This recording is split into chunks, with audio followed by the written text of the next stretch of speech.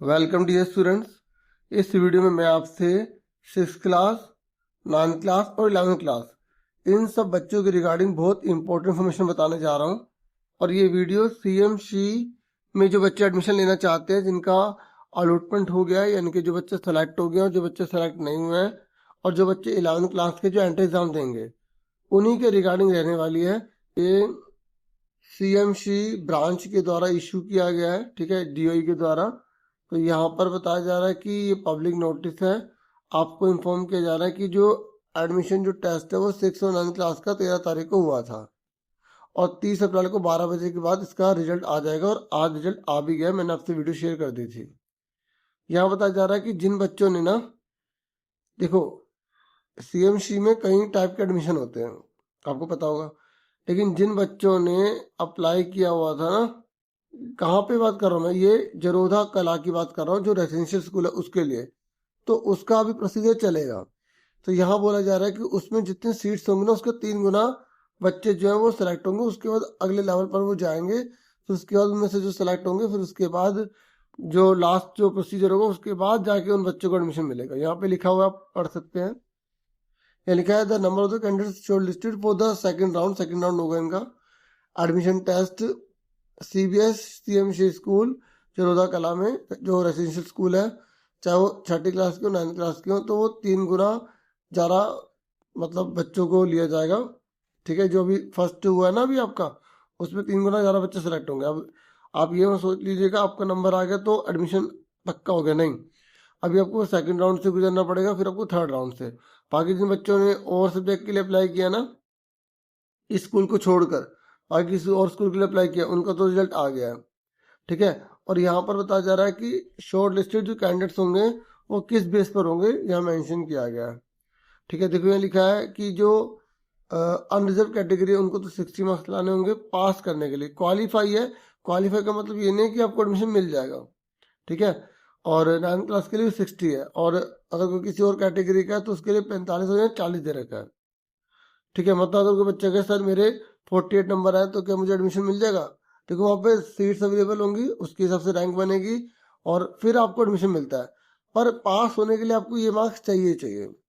अगर आप general category के तो आपको ये चाहिए, अगर आप जनरल कैटेगरी के अलावा आप किसी भी कैटेगरी के तो आपको ये मार्क्स चाहिए। और यहाँ बताया जा रहा है कि जो बच्चे सेलेक्ट हो गए हैं ना, तो उनको जो है ना रिपोर्टिंग टाइम दे रखा है 2 तारीख से लेकर 7 तारीख तक।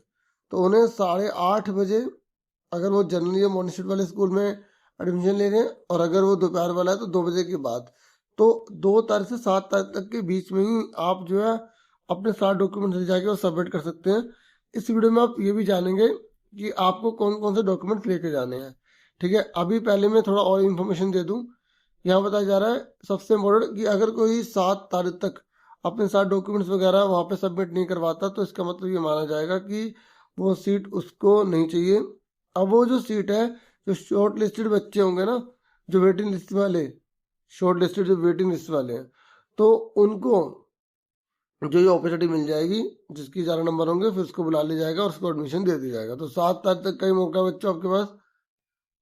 अब है 11th क्लास। देखिए 11th क्लास, आपको जो एडमिट कार्ड है वो 1 मई से या 1 मई के बाद मिलने लग जाएगा। मैं आपको अलग से भी इन्फॉर्म कर दूंगा, क्योंकि बहुत से बच्चों को एक ही सारी इन्फॉर्मेशन इसमें दे रहा हूँ तो पता नहीं लग पाती, और अच्छे से बता दूंगा उसमें। ठीक है, तो आप बाकी शेयर कर सकते हैं।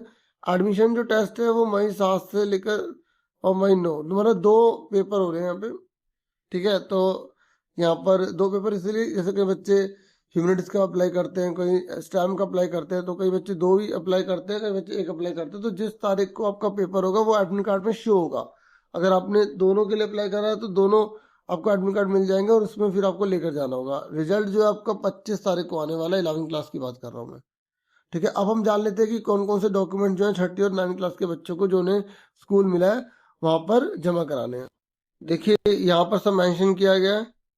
2 पासपोर्ट साइज फोटोग्राफ है, 1 पासपोर्ट साइज फोटोग्राफ है, और स्कूल लिविंग सर्टिफिकेट चाहिए, मार्कशीट चाहिए, और दिल्ली का प्रूफ होना चाहिए इनमें से कोई एक।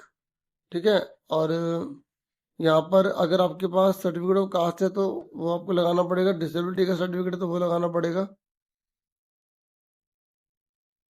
यहाँ सबसे बड़ी बात पता क्या बताई गई है कि अगर किसी के पास ऊपर का कोई डॉक्यूमेंट नहीं है तो वो अंडरटेकिंग दे दें, स्कूल में लिखवा दें कि हम 15 दिन के अंदर अंदर ये जो डॉक्यूमेंट्स है वो आपको सबमिट करवा देंगे। ठीक है, तो अगर 15 दिन के अंदर अंदर आप करवा देंगे तो ठीक है, लेकिन अगर 15 दिन के बाद हो गया तो आपको और कोई फर्दर एक्सटेंशन नहीं मिलेगी। फिर वो समझ लो कि वो एडमिशन उस बच्चे का कैंसिल हो सकता है और फिर वो किसी और बच्चे को प्रोवाइड किया जा सकता है, वो सीट किसी और को मिल सकती है जो वेटेड लिस्ट में होंगे।